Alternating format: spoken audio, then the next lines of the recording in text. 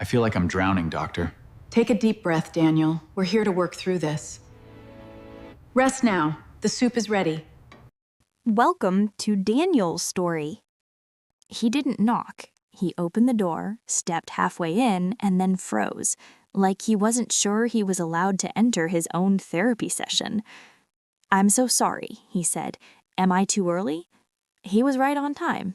He had been right on time for every single thing in his life, and yet somehow he always felt like he was in the way. That was the first thing I noticed about Daniel. I had been practicing for 11 years when he walked into my office. In that time, I had sat across from people carrying grief so heavy it changed the way they breathed. I had worked with survivors, with people in crisis, with teenagers who didn't have words for what they were feeling yet. I thought I had a good sense of who would walk through my door and why. Daniel surprised me.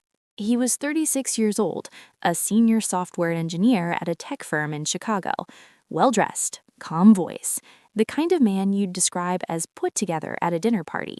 He sat down, placed both hands on his knees, and waited. "What brings you in today?" I asked. A pause.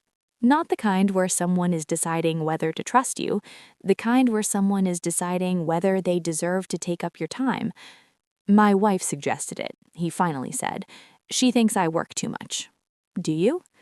"Probably," he almost smiled, "but that's not really the problem, is it?"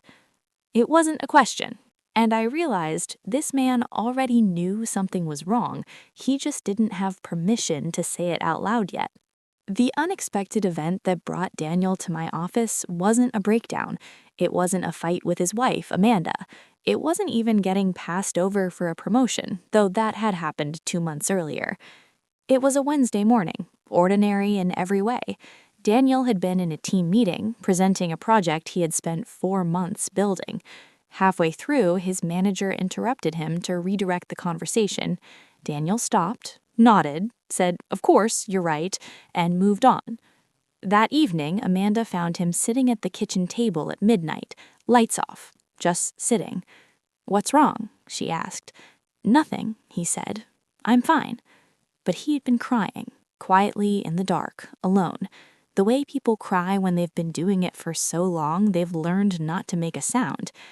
Maybe you've had a moment like that, when something small breaks something open and you don't even fully understand why. Amanda made an appointment for him the next day. He almost canceled it 3 times. In our second session, Daniel brought something that stopped me cold. A note on his phone, a list he had been keeping for years, every mistake he could remember, every moment he felt he had let someone down. It went back to middle school. "Why do you keep this?" I asked. He looked at it like he hadn't really thought about that before. "So I don't forget," he said. "So I don't do it again." "Has it helped?" Long pause. No. There it was, years of evidence collected against himself, and not once had it made him feel better, only more careful, more braced, more exhausted. I see this pattern more than people might expect. High-functioning, deeply responsible adults who have spent decades trying to earn the right to exist in the rooms they're already standing in. They're not struggling because they're weak. They're struggling because they've been strong in the wrong direction for too long. If you've ever felt like you have to justify your presence, at work, at home, anywhere, you know how quietly devastating that can be. We worked together for several months. Some sessions were breakthroughs. Some were just 2 people sitting with something uncomfortable long enough for it to shift slightly. That's most of therapy, honestly. One afternoon, I asked him something simple. "Why does Amanda love you?" He thought about it seriously, the way he thought about everything. "Because I show up. Because I try hard." "Were you able to show up last winter when you had the flu?" He frowned. "No, I was pretty useless, actually." "How did Amanda treat you that week?" Something crossed his face.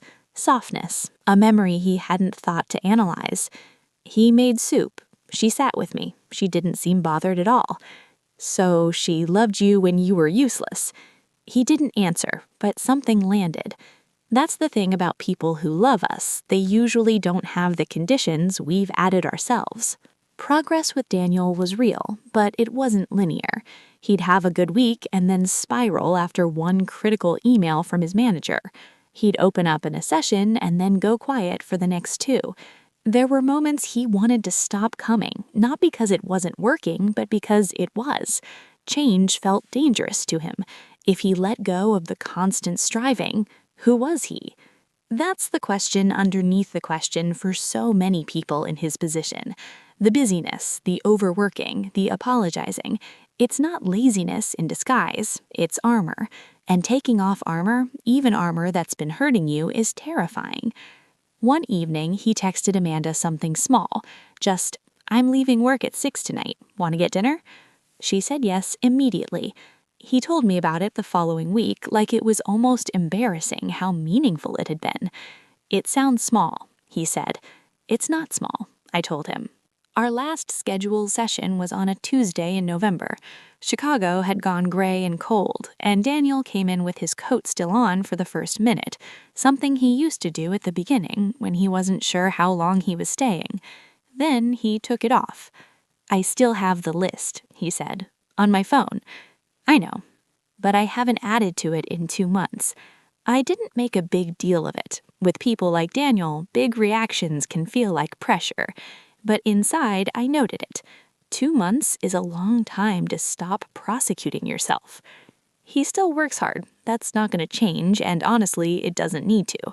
He still has moments of self-doubt, moments where Amanda has to gently remind him to come back to the present. He still apologizes more than necessary sometimes. But he came back from that business trip last spring and didn't check his email for the first 3 hours he was home. Amanda noticed. She didn't say anything. She just made coffee and handed it to him. And he sat down, not to work, not to fix anything, just sat down. I've thought a lot about Daniel since we stopped meeting regularly, not because his case was unusual, but because it wasn't. There are so many people walking around in suits and schedules and careful smiles, quietly keeping lists of their own failures, waiting for permission to rest, waiting for someone to finally tell them, "You've done enough. You are enough." Therapy doesn't erase that. It doesn't hand you a new personality or a pain-free life. It doesn't fix the manager who interrupted you or the years you spent shrinking yourself to fit into rooms that were already yours. What it does, when it works, is give you enough distance from your own story to ask, is this true? Or is this just what I've always believed? Daniel learned to ask that question. Not perfectly, not every time, but enough times that it started to change things. Quietly, slowly, the way real change always happens. That's enough. That's more than enough. And if you're reading this right now, or watching or listening, chances are you recognized something in Daniel's story. Maybe it was the list. Maybe it was the midnight kitchen.